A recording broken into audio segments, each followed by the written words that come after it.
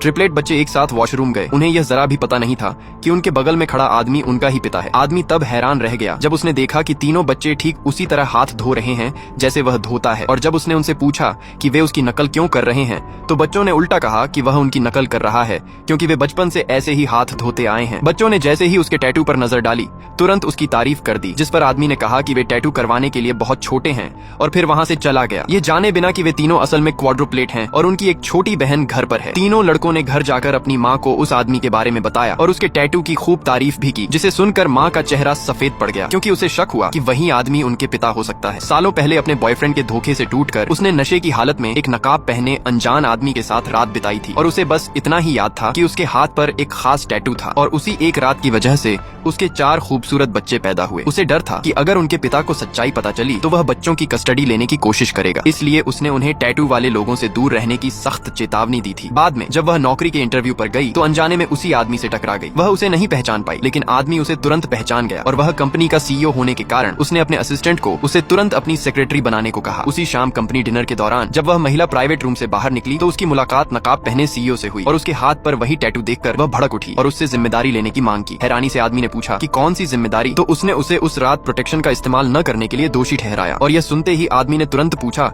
कि क्या वह उसकी वजह से गर्भवती हुई थी।